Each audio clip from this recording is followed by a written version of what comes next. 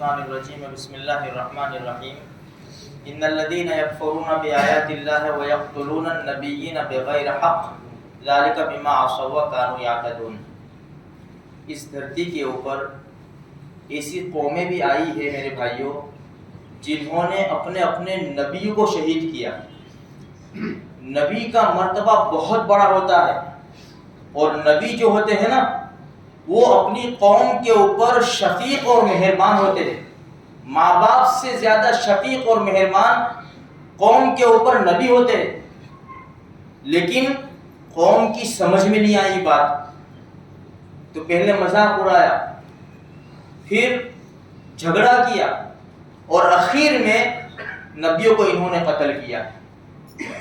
اسی لیے بہت سے نبیوں نے اللہ سے آہوزاری کی ہے۔ نبی ایک دم بد دعا نہیں کرتے۔ ابراہیم علیہ السلام انہوں نے کیا آہوزاری کی؟ عبداللہ ابن عمرو ابن عاص رضی اللہ تعالیٰ عنہ فرماتے ہیں کہ اللہ کے رسول صلی اللہ علیہ وسلم نے یہ آیت کریمہ پڑھی، رب انہن اضللن کثیرا من الناس، اے اللہ ان بتوں نے یہ قوم کو گمراہ کیا ہے۔ یہ بتوں کو خدا بنا کر بیٹھ گئے اور بتوں کی پوجا کرنے لگ گئے، ان لوگوں نے ان کو گمراہ کیا ہے۔ فمن تبعنی فإنہ منی، اللہ جس نے میری بات مانی وہ تو میری جماعت میں سے۔ ومن عصانی فإنک غفور رحیم، اور جس نے میری نافرمانی کی تو بخشنے والا رحم کرنے والا ہے۔ پھر ہمارے نبی نے ایک دوسری آیت پڑھی جو عیسیٰ علیہ السلام نے پڑھی تھی 7ویں پارے میں، ان تعذبہم فإنہم عبادک وإن تغفر لہم فإنک انت العزیز الحکیم۔ اے اللہ تو ان کو عذاب دے، تیرے بندے، تو عذاب دے گا تو تیرے بندے، اور اگر معاف کر دے گا تو تو بخشنے والا ہے۔ عبداللہ ابن عمرو ابن عاص رضی اللہ تعالیٰ عنہ فرماتے ہیں یہ دو آیت کریمہ پڑھ کر ہمارے نبی نے کہا اے اللہ میری امت، اے اللہ میری امت۔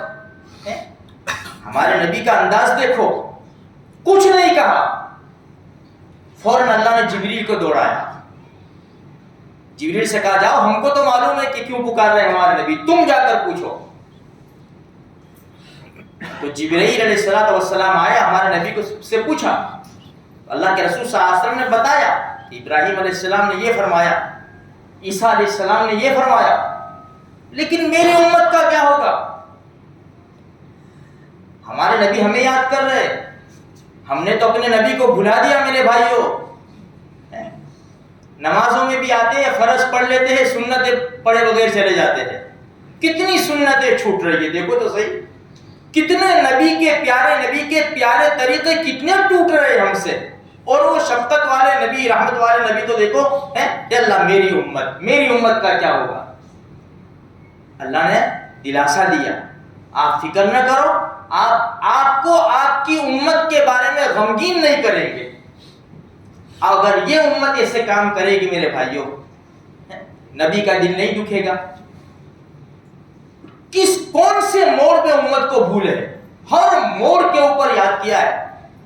ایسا بھی کہہ کر گئے کہ پل صراط پہ آ جانا، وہاں بھی میں تمہارا سہارا بن جاؤں گا۔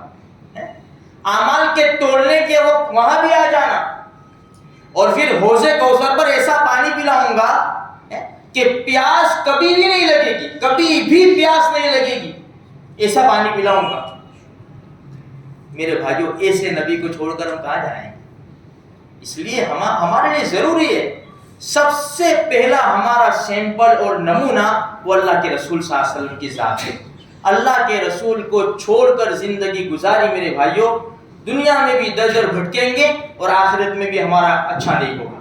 اس لیے سب سے پہلا جو ہمارا مسئلہ ہے دنیا آخرت کے حل ہونے کا، وہ نبی کریم صلی اللہ علیہ وسلم کی ذات ہے۔